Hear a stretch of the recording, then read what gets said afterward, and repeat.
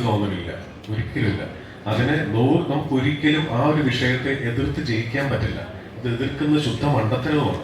കാരണം കാശ് കൊടുത്ത് സിനിമ കണ്ട ഒരാൾക്ക് അവനവന്റെ അഭിപ്രായം എവിടെ നിന്നും പറയാം. വീട്ടിൽ നിന്ന് പറയാം, ക്യാമറ നോക്കി പറയാം, കലിങ്ങിന്റെ മുകളിൽ നിന്ന് പറയാം, ബസ്സിലിരുന്നും ട്രെയിനിലിരുന്നും പറയാം. അതിനൊരിക്കലും നമുക്ക് എതിർത്ത് ജയിക്കാൻ പറ്റില്ല. അതിനെ വെൽക്കം ചെയ്യാൻ മാത്രമേ പറ്റുന്നുള്ളൂ. നമുക്ക് ഒന്ന് ആലോചിച്ച് നോക്കി. ഇപ്പോൾ അരുൺ പറഞ്ഞതിന്റെ തുടർച്ചയാണ് ഞാൻ പറയുന്നത്. കഴിഞ്ഞ ഈ 5 മാസത്തിനുള്ളിൽ എത്ര വലിയ 100 crore 50 crore അവിടെ നിൽക്കട്ടെ, എത്ര മനോഹരമായ സിനിമകളാണ് നമ്മുടെ ഇൻഡസ്ട്രി സമ്മാനിച്ചത്. മറ്റ് ദേശത്തുള്ള ഇപ്പോൾ ബീഷേട്ടൻ പറയുന്നത്, ബീഷേട്ടൻ മുരുകദോസിന്റെ സിനിമയാണ് ഇപ്പോൾ ചെയ്തുകൊണ്ടിരിക്കുന്നത്. മറ്റ് സിനിമയിലുള്ള മറ്റ് ഇൻഡസ്ട്രിയിലുള്ള ആൾക്കാർ നമ്മുടെ ഇൻഡസ്ട്രിയിലെ ആൾക്കാരെ അങ്ങോട്ട് കൊണ്ടുപോകുന്നു. അവർ മലയാള സിനിമയെ വളരെ പോസിറ്റീവായിട്ട് ഉറ്റുനോക്കുന്നു എന്ന് പറയുന്നത് തന്നെ ഈ കാലത്ത് സിനിമ ചെയ്യാനുള്ള ഏറ്റവും വലിയ ധൈര്യമാണ്. എന്ത് കണ്ടന്റും ഇപ്പോൾ സിനിമയാക്കാൻ പറ്റുമല്ലോ.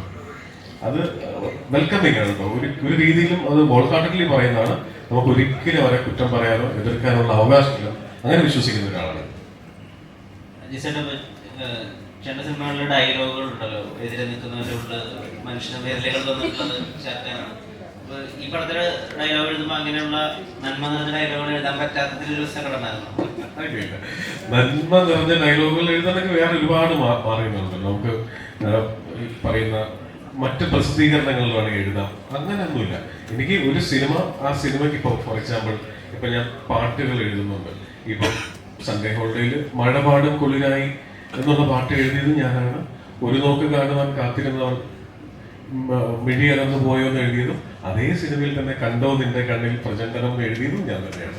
അപ്പോൾ സിനിമയ്ക്ക് മാച്ച് ചെയ്യുന്ന രീതിയിലുള്ള സംഭാഷണങ്ങൾ എഴുതുക എന്നുള്ളതാണ് ഉദ്ദേശിക്കുന്നത്. അതുകൊണ്ട് അങ്ങനെ ഒരു ഫോഴ്സ്ഫുള്ളി ചെയ്താൽ എന്തും പോലെ ഏച്ച് കെട്ടിയാൽ മുഴച്ചു നിൽക്കും എന്ന് പറയുന്ന പോലെ അതെപ്പോഴും ശ്രദ്ധിക്കാറുണ്ട്. പ്രത്യേകിച്ച് സിനിമ ഇപ്പൊ വളരെ റിയലിസ്റ്റിക്, ഇപ്പൊ താങ്കൾ ചോദിച്ച പോലെ അത്രയും റിയലിസ്റ്റിക് ആയിട്ട് സംസാരിക്കുന്ന സമയമാണ് സിനിമ. അപ്പോൾ അത്രയും സിമ്പിളായിട്ട് എഴുതാനാണ് ശ്രമിച്ചിരിക്കുന്നത്. ഈ ഹോട്ടലിലൊക്കെ പോകുമ്പോൾ കോസ്റ്റ് പ്ലസ് GST എന്നൊക്കെ പറയുന്ന പോലെ ഡിസ്റ്റോയിൻ എടുത്താൽ അതല്ല, അത് പാട്ട് ഒരുപക്ഷെ പാട്ടെഴുത്ത് ഞാൻ സിനിമാ സംവിധായകനാകണം എന്ന് ആഗ്രഹിക്കുന്നതിനേക്കാൾ മുൻപ് ആഗ്രഹിച്ചിരുന്നതാണ് പാട്ടെഴുത്തുകാരനാകണം എന്നുള്ളത്. അപ്പോൾ ഓഫ് കോഴ്സ് മറ്റൊരാളെ പറഞ്ഞ് എൻ്റെ സിനിമയുടെ മൂഡ് ഇതാണ്, ഇങ്ങനെ എഴുതണം എന്നൊക്കെ പറയുന്നതിനേക്കാൾ നല്ലത് എനിക്ക് തന്നെ എഴുതാൻ അല്ലേ, അത് ഇഷ്ടമുള്ള ഒരാളായിരുന്നു ചെയ്യുന്നത്.